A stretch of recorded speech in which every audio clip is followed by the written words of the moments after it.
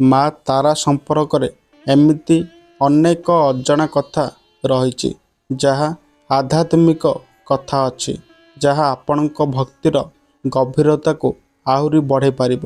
ମା ତାରାଙ୍କ ବିଷୟରେ ଆଉ କ'ଣ ଅଧିକ ଜାଣିବାକୁ ଚାହୁଁଛନ୍ତି? କମେଣ୍ଟ କରନ୍ତୁ। ମା ତାରା 10 ମହାବିଦ୍ୟାଙ୍କ ମଧ୍ୟରେ ଦ୍ୱିତୀୟ ମହାବିଦ୍ୟା।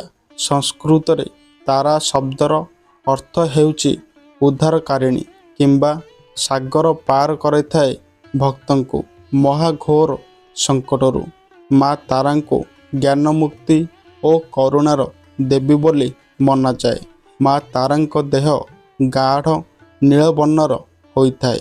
ସେ ଉଗ୍ର ରୂପ ଧାରଣ କରିଥିଲେ ମଧ୍ୟ ଅତ୍ୟନ୍ତ କରୁଣାମୟୀ।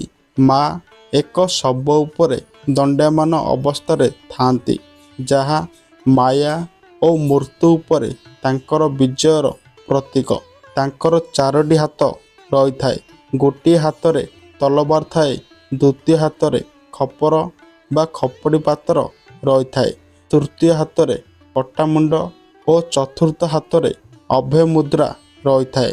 ମା ତାଙ୍କର ଜିଭା ବାହାରକୁ ଥିବା ଦୃଶ୍ୟରେ ଦେଖାଯାଆନ୍ତି, ଯାହା ସେମାନଙ୍କ ଉଗ୍ର ରୂପକୁ ଦର୍ଶାଏ। ଏକ ପ୍ରଚଳିତ କଥା ଅନୁସାରେ ସମୁଦ୍ର ମନ୍ଥନ ସମୟରେ ମହାଦେବ ବିଷ ପାନ କଲେ। ସେତେବେଳେ ମା ତାରା ତାଙ୍କୁ ନିଜର ସ୍ତନ୍ୟପାନ କରାଇ ବିଷର ପ୍ରଭାବକୁ ଶାନ୍ତ କରିଦେଲେ।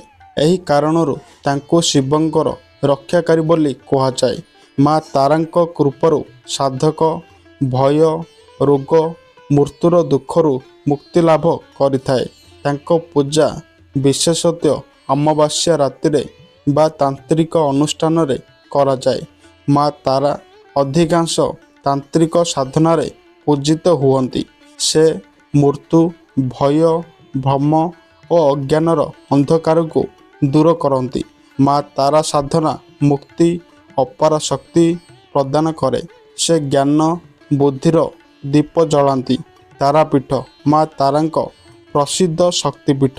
ପଶ୍ଚିମବଙ୍ଗର ବୀରଭୂମ ଜିଲ୍ଲାର ତାରାପୀଠ ମା ତାରାଙ୍କ ପ୍ରସିଦ୍ଧ ମନ୍ଦିର, ଅଟୁଟ ଆସ୍ଥାର କେନ୍ଦ୍ର। ଏଠି ମା ତାରାଙ୍କୁ ଉଗ୍ର ଓ ଜୀବନଦାୟିନୀ ଦେବୀ ଭାବେ ପୂଜା କରାଯାଏ। ଏଠି ସାଧନା କରିଥିଲେ ପ୍ରସିଦ୍ଧ ତାନ୍ତ୍ରିକ ବାମକ୍ଷେପା। ସେ ମା ତାରାଙ୍କ ଅନୁଗ୍ରହରେ ଅଜସ୍ର ଚମତ୍କାର କରିଥିଲେ।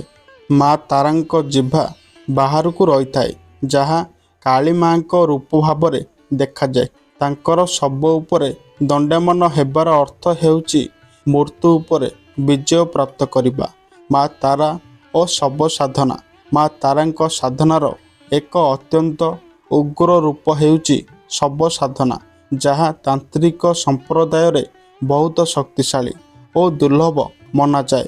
ଏହି ସାଧନା ମାନବ ମୃତ୍ୟୁଦେହ ଉପରେ ବସି କରାଯାଏ, ଯାହା ମୃତ୍ୟୁ ଉପରେ ନିୟନ୍ତ୍ରଣ ରହିଥାଏ।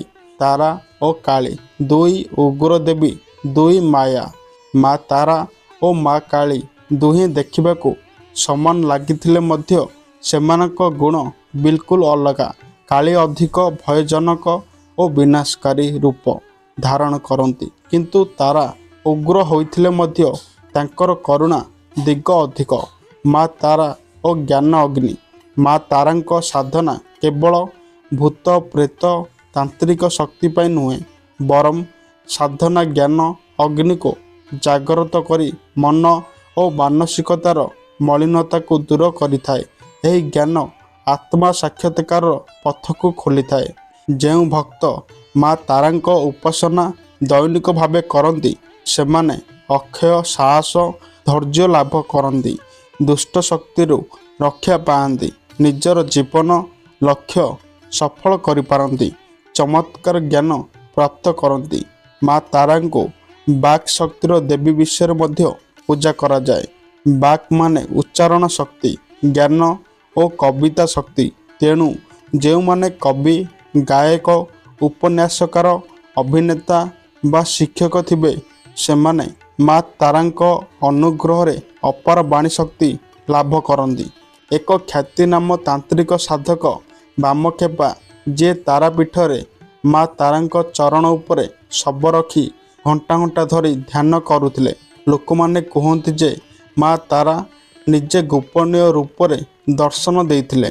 ଉଗ୍ରତାରା ଏହି ରୂପ ଦୁଷ୍ଟ ଶକ୍ତି ଉପରେ ବିନାଶକାରୀ।